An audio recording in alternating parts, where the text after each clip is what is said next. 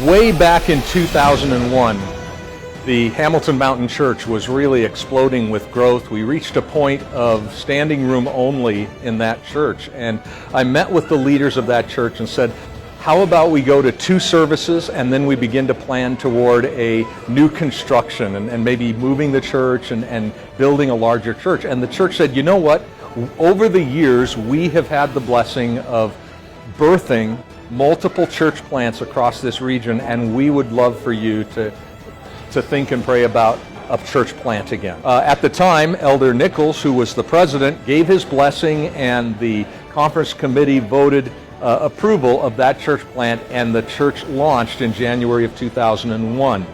And part of that was a vision of a multi-purpose building that would be almost more a community center than a church building, where ministry could take place that would help the church to be salt and light within this larger community, serving the needs of people, building redemptive relationships, and inviting people to come to know the Jesus who loves us and whom we are in love with. I love the community here, the family here. It's not just a church, but you meet new people every day, and it's like you're a part of a family away from your family. I also love the children program because I have 3 daughters, so that's of course very important to me. And now I volunteer in the youth department. So those are 2 of my favorite things, the youth department and of course just the family dynamics that we have here at Really Living.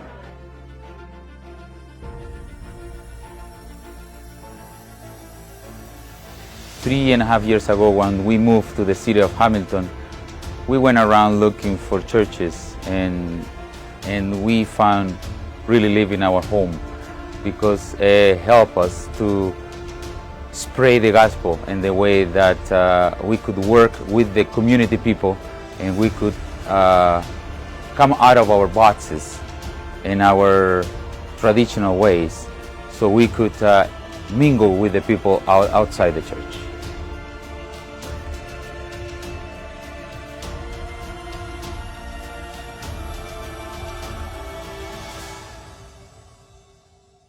What I love most about Really Living is definitely the people.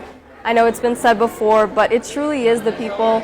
Sometimes I feel like in a lot of other congregations, centers, communities, you can feel very judged. You feel like you have to be a certain way, act a certain way to be accepted in a place that we call a church. Sometimes when you enter a new place, you're kind of overlooked. You know, a lot of people may not notice you, or we're like, oh, hi, welcome, but then never talk to you again. That does not happen here. Everybody follows up. Everybody becomes your friend. They become your family. So as time went on, we just found that this is our family and we belong here.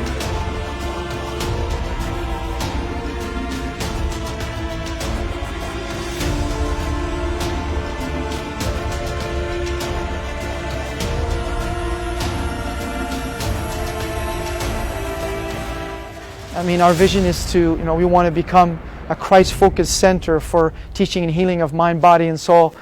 And we've created some programs where people will be able to better their life in many different ways. So we wanted to have something that is relevant to people who don't know Jesus.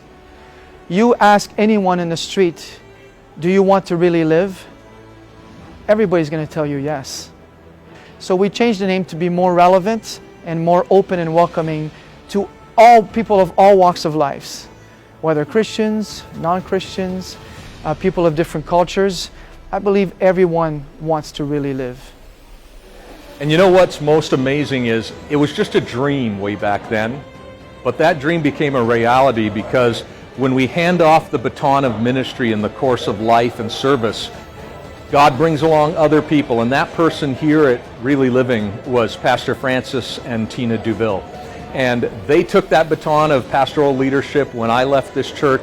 They've continued to lead, and they are the ones through whom God, along with this membership, has accomplished this amazing vision that is here in Hamilton as the Really Living Center.